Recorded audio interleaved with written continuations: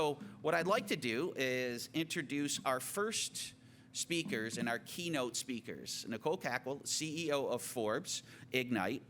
Nicole helps the world's best companies innovate for sustainability. She's also a professor at the world's leading design school, the Parsons School of Design in New York City, and she's co-author of the forthcoming Human-Centered Design and AI book, What's Your AI Strategy? So please look for that book on your shelves. Go to Amazon. It should be out. If it's not out now, it's out soon. And I know her co-author, who's our co-presenter today, Will Thompson, the Chief Strategy Officer of Forbes Ignite, would agree. You should go take a look at that book. And so Will is, as I mentioned, the Chief Strategy Officer and an innovative consultant that works at the center of technology and sustainability for social impacts for Forbes Ignite. He used to work for Forbes Media and is now in business strategy. And I got to tell you, I've seen both of these individuals talk in the past, and they're fantastic. They have great content to share with us, and will really help us understand if you're starting to dip your toe into leveraging applied artificial intelligence or machine learning. What should you know? What should you look out for? What can you see? So I would like to welcome virtually Nicole and Will. I'll pass the mic over to you, and it's all yours. Thank you so much, and I hope everybody has a wonderful day, and thank you for attending. Thank you so much, and hello, Ann Arbor, hello, world. We are really excited to speak with you this morning. So what we're going to do is, as my colleague here was suggesting, we're going to talk a little bit about the high level here. And we're going to start off with a very simple question. And I'm going to ask my colleague, Nicole, to ask that question to you. Nicole? So are you a product-centric company or a customer-centric company? So one of the people that we interviewed for our book, who led customer experience at Samsung forever, emphatically stated that the vast majority of companies are product-centric, not people-centric. You got a set of products, you must sell those products. Whatever you need to do to unload that inventory, just make it happen. So to take a different path, the very first thing that you must do with your AI strategy is not collecting data. It's not analyzing anything. It's not buying a cool tool. It's talking to the actual people who your company serves and the employees who you work with to serve them. So if you have to take one thing to take away from this talk today or from our upcoming book, What's Your AI Strategy? Please buy it. It's that humans need to set the center of your AI strategy. This morning, we'll show you how to do just that. Talk about the pitfalls that companies face along the way. And wax a little bit philosophical about the value of data and how to wring the most out of it. The way we think about artificial intelligence is commonly referred to as human-centric artificial intelligence. Human-centric AI is putting people, both customers and your employees, at the center of everything you do in your strategy. The idea of human centricity stems from design thinking, which is the idea that problems can be solved by creating solutions to human needs. Now, this totally sounds like Captain Obvious, but clearly it isn't, or our world would be a much different place today. So when Steve Blank, the famed entrepreneur, Stanford professor, and the guy who created the customer development methodology was at his enterprise software startup, which went public, by the way, he talked to, wait for it, over 2,000 customers a year. He says this one thing is the reason why his little company grabbed market share at the expense of his competitors who were chained to their cubicles. So, as Steve will tell you, to do AI, the first thing you got to do is get out of the building. Now, you can't automate these conversations or have them with a chatbot. But once you have them, you'll be combining the power of the most advanced supercomputers in the world, humans, with your own architecture to create a more advanced and accurate set of predictions than your lab and office-bound competitors. So you're probably wondering, Why am I wasting my time listening to somebody who's just telling me to talk to my customers? Now, how could that possibly really help a data leader to do their job better? Well, let's take a trip to Mexico for proof. This kind of customer discovery helped Jose Murillo, the chief data officer of the Mexican bank Grupo Banorte, generate over $5 billion in revenue over just 3 years and grow his company from the 6th largest bank in the country to the 2nd biggest. And it all started with a phone call. Or really several phone calls. So Jose's goal, what he was tasked with doing, was trying to figure out how he could get more of the bank's customers to take out credit cards. So customers would call into the call center about something else, and so the customer service reps would try to sell them cards, but it wasn't going so well. And so Jose tried to figure out what was happening, and he listened to the actual call center calls, and he told us they were awful. So customers were confused, messaging was inconsistent, and there were no clear next steps. To solve the problem, he used artificial intelligence to analyze what was said during the calls that resulted in a customer opening a card. Based on this and a healthy dose of human judgment, he was able to create a data-driven script that drastically increased sell-through rates. And that, my friends, is when the data flywheel kicked in. Calls started to go better. So Jose had more data on what good calls looked like so that he could improve the script. Now, as the script got better, then even more calls started to go well and end in card sales. And that meant even more data to make the script even more effective, and on and on and on. The key conclusion that Murillo drew at the end of all of this is that he'd been tasked with solving the wrong problem. At the beginning of the process, they assumed that the lack of cross-sell was due to inefficient processes or features that may need to be added to the product. But efforts to tweak those things only helped marginally. The real problem, however, was communication, enabling one human being to speak to another human being in a way that solved the needs of customers while meeting business objectives. Which leads us to my first law of human-centric AI. Most data and technology problems are really just people problems. Wait, your first law of artificial intelligence? We wrote this together, Nicole? Yeah, but I said it first, so don't be a sore loser. Let's move on. Fine, okay. So Jose figured out that his credit card upsell issue wasn't a process problem or a product problem. It was simply a human communications challenge that he then used data and artificial intelligence to solve. But how do you go from drawing that straight line from the identification of a human problem to creating viable, differentiated products? The first step to getting the right answer is to ask the right question. In the design thinking process, we have a very specific way of asking questions that allows us to open our minds to outside possibilities, but not so open that we can't focus at the challenge at hand. We call this the challenge question.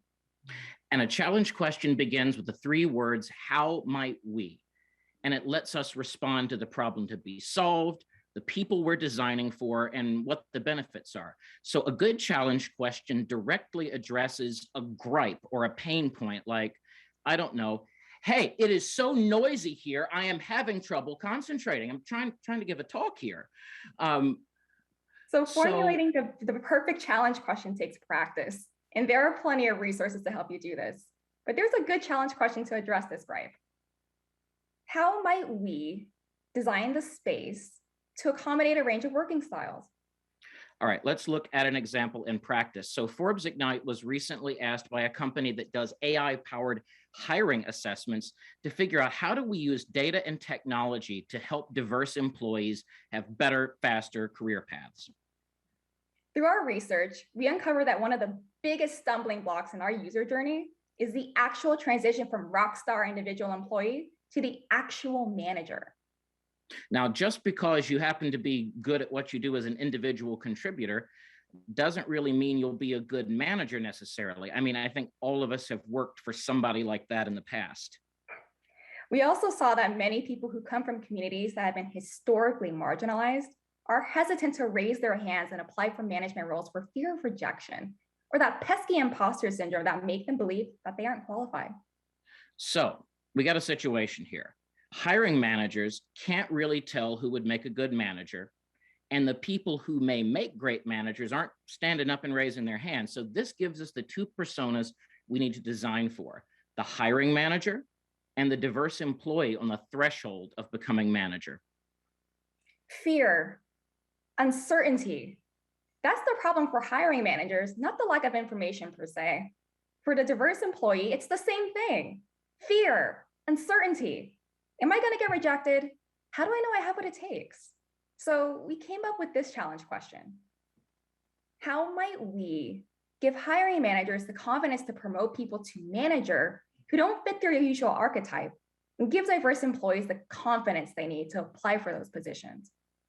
So what we recommended was that the client build on their existing AI solution that scientifically tested the mindsets and potential of employees. Now, instead of selling it for anything and everything talent related like they were doing and charging hundreds of dollars a test, we said, why don't you create a light version of the product, use it specifically for this pain point, and call it a manager readiness assessment. And we told them to give it away for free and make it shareable on social media. This meant that the test could go viral as diverse employees saw others posting the results, and they'd use it to discover that they actually were ready to take the next steps in their careers. As HR departments give out the test to everyone for free, it opens the doors for client sales teams to provide a freemium upsell and market the rest of their services. And for you marketing folks out there, think about the data that you can collect from such an approach. Now, but if we'd started with that data and tech instead of the real problem of fear and lack of confidence, we'd probably have recommended something like a matching platform, which wouldn't have solved anybody's issues and would have sat there like a ghost town. So once we have a data-driven solution to a real human need, how do we go about building a defensible product or a business around it? In our book, we lay out a roadmap to doing this that can fit on one page and help you think through all the issues, from finding the true product market fit all the way to growing and scaling sustainably. We call this our Human-Centric AI canvas. We've picked out some of the few highlights that may not be as intuitive. Now, most of you folks in the room or the virtual room probably get the basics of product market fit and all the various startup tricks of the trades. That stuff is important, but tactical. What we really want to explore is how you strategically create what every VC investor is looking for today: a proprietary defensible data set, otherwise known as a data moat. Many investors, founders, and analysts think that having a data moat comes down to possessing a proprietary, properly formatted data set that no one else has and cannot easily replicate. They assume that this alone will lead to a powerful competitive advantage, but that's only a small percentage of what it takes to build a true data moat, one that meets all the economic conditions that Warren Buffett would be looking for in a traditional business. So let's look at this challenge through the lens of the ways that different titans of two different ages built their businesses: the oil barons like John D. Rockefeller, and our friends, the data barons like Bezos and Zuckerberg. So when Rockefeller got into the oil business back in 1863, oil was cheap. People thought the only thing that it was good for was lighting homes. They used it for kerosene lamps. But Rockefeller understood that the chemical refining process that made kerosene possible was only going to get better, and that it would allow oil to run the world, not just light it. When Zuckerberg and Bezos, our data barons, started out, humanity had uncovered a new refining technology for data. We called it first business intelligence, then big data, now machine learning and artificial intelligence. That refining process and all the work and nuances that go into it made each bit of data more and more useful to create business outcomes in the real world. But Rockefeller didn't just stop at owning the oils and all of the refineries that turned it into more useful fuels. He also locked down the railroads and other transportation that got the oil from the ground, where it wasn't doing anything for anybody, to the point where it could power something in the real world. Likewise, our tech barons now control much of the infrastructure to make data useful in the real economy. They realize that data, like oil, is only as valuable as you're able to use it and how efficiently you can get it to the place it's needed. So the lesson here is that having a proprietary defensible data set is only the first step in creating a good data mode. You also have to think about the refining process. Now, this includes all of the work that you do to prepare your data for machine learning, the kinds of other data sets you can combine with it to create new insights, and using more advanced algorithms to get better and better predictions.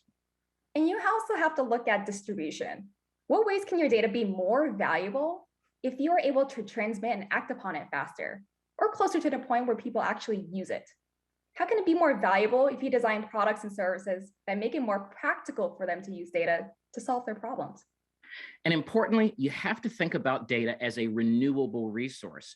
Data collection isn't one and done like oil. You have to fuse the actual way that you collect the data with the functioning of your product in order to continuously collect data all the time so that your AI models are always working on the latest information and correcting and updating themselves.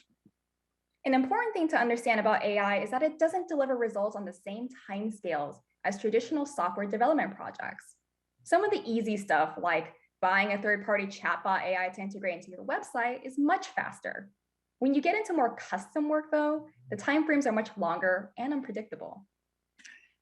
So AI has a bit of a last mile problem, especially in the customized area that Nicole was talking about before. It can be real easy to get to 90% of that accuracy threshold that you need to have predictions that generate business value.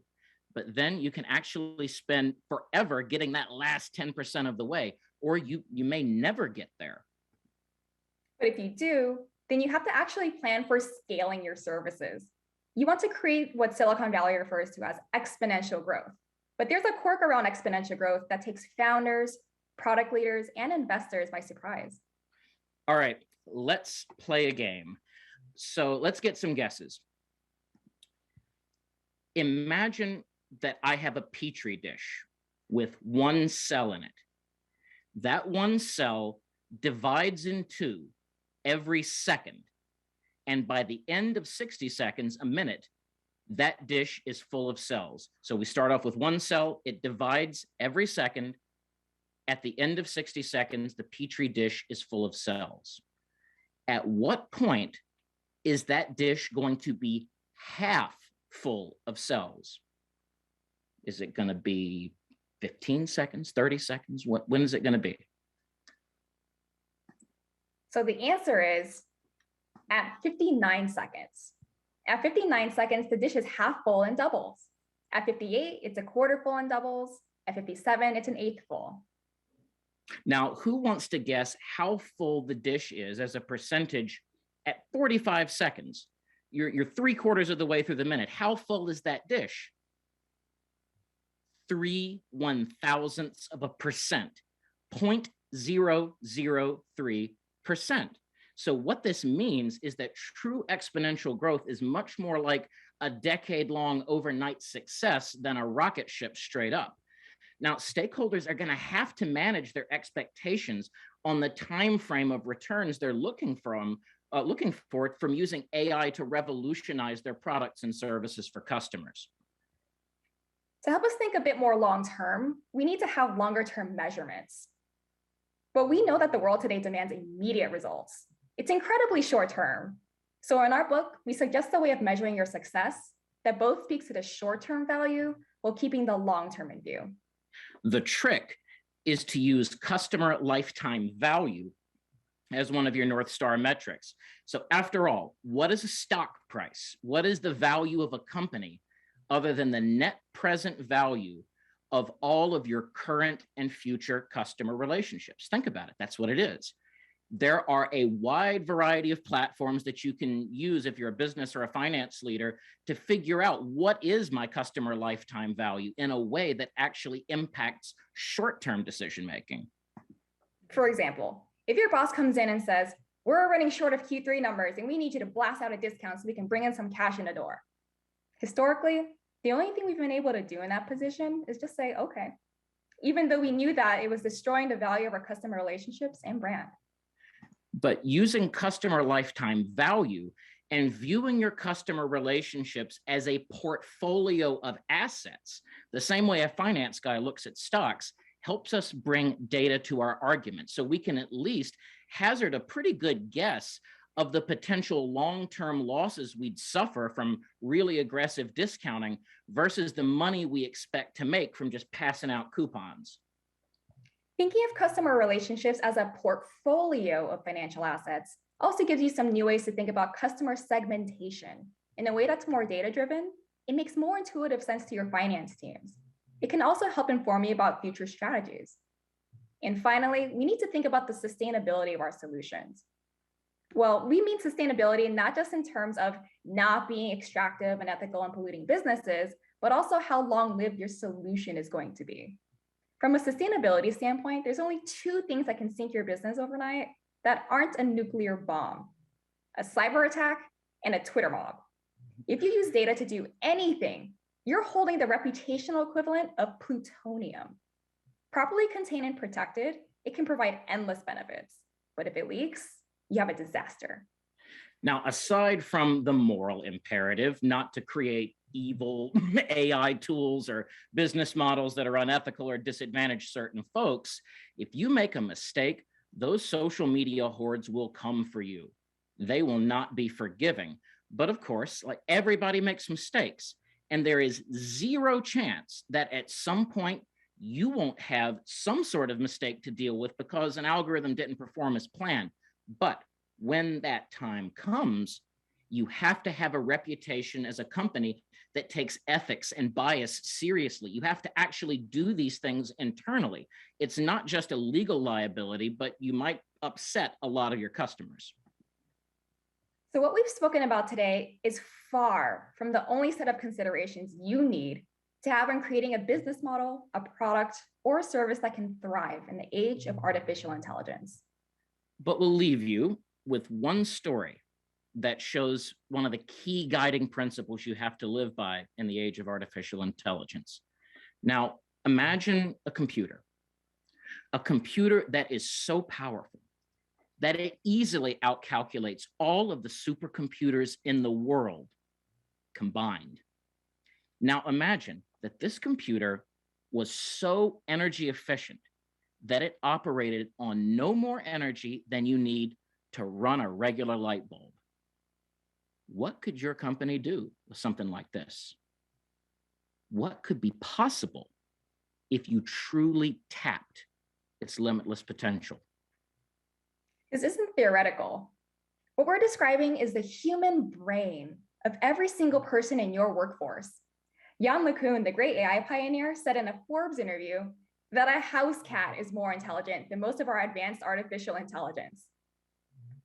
The raw computing power that enables every person to navigate the world, make complex decisions, create works of beauty, and build meaningful connections together is something that, if it were made out of silicon, would require oceans of oil and forests of coal to power given our current technology. So whether you're thinking about your customers, your employees, or any other stakeholders, remember that humans are the most powerful computers. Remember, the humans are the reason we design anything in the first place. And remember, if you keep this in view, anything's possible for you. Thank you so much.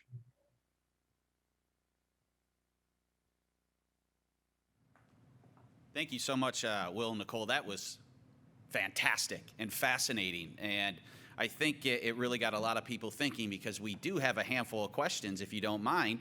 Anna, again, from our A2AI committee, has a few questions for you. Is all right? We lob them up for you?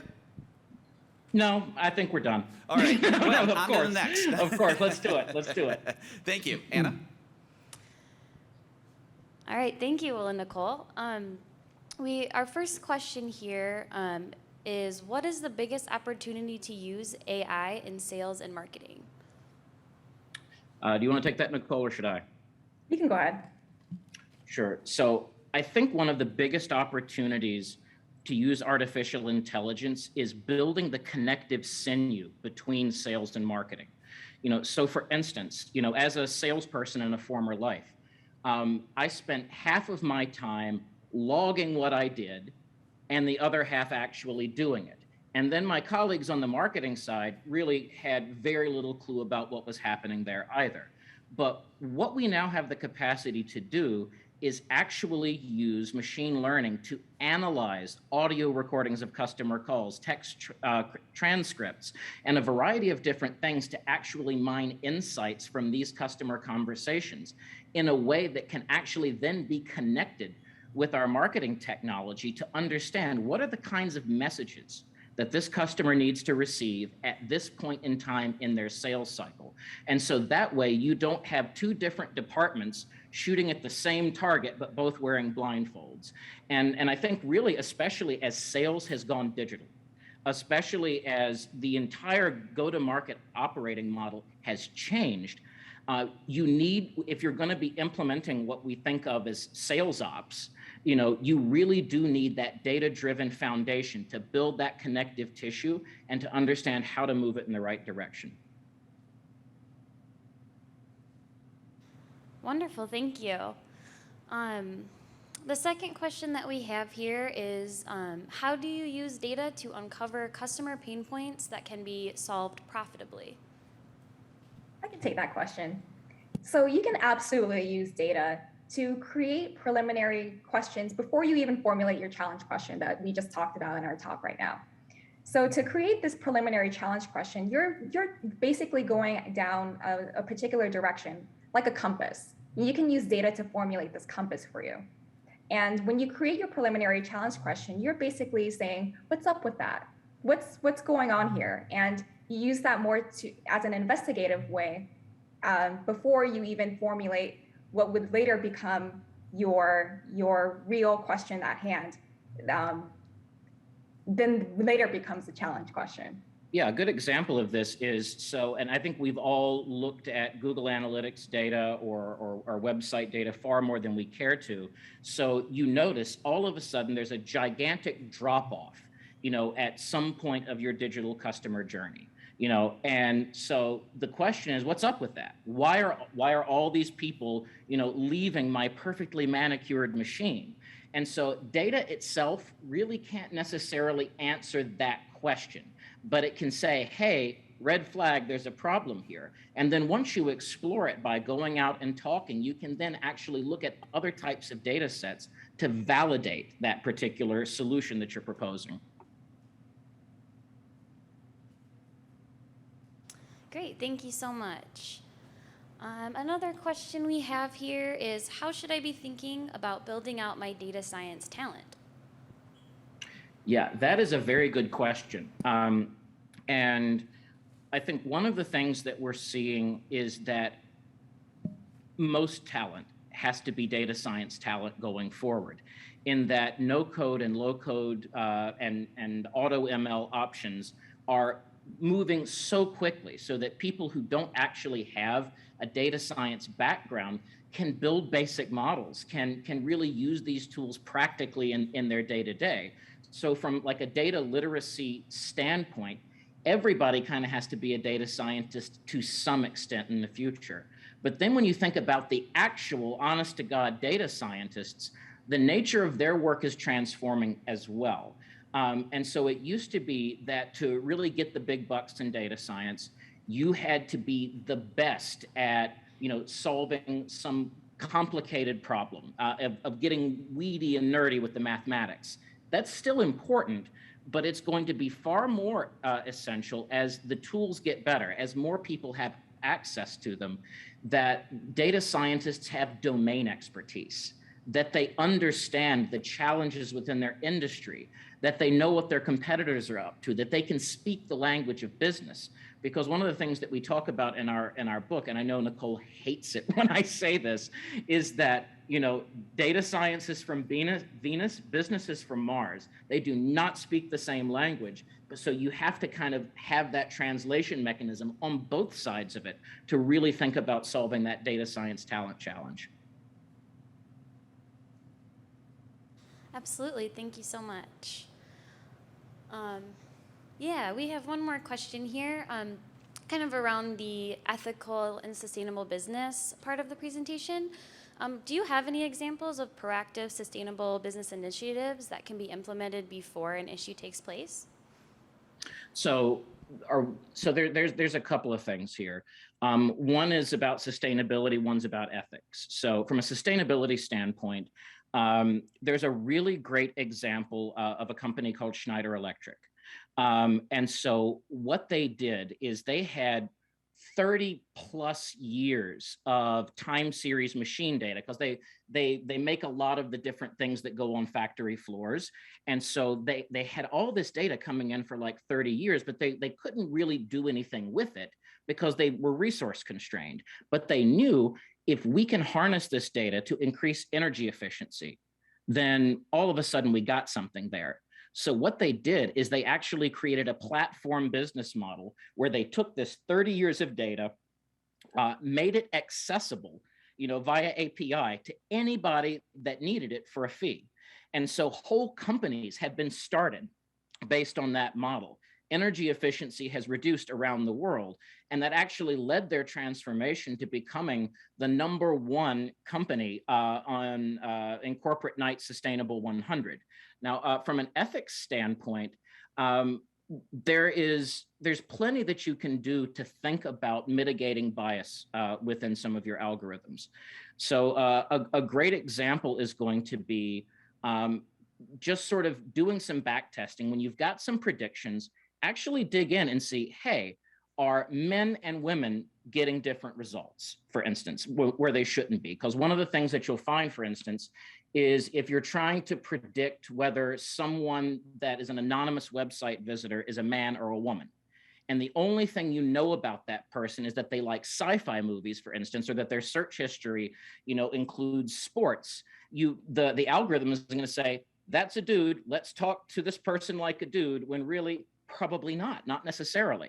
And so you can actually go back and see, hey, what are some of these factors that might be resulting in different or biased outcomes? But of course, when you get to the end of that, there will be mistakes. We all heard about Tay, the chatbot, and things like that. The best thing that you can do is authentically own it.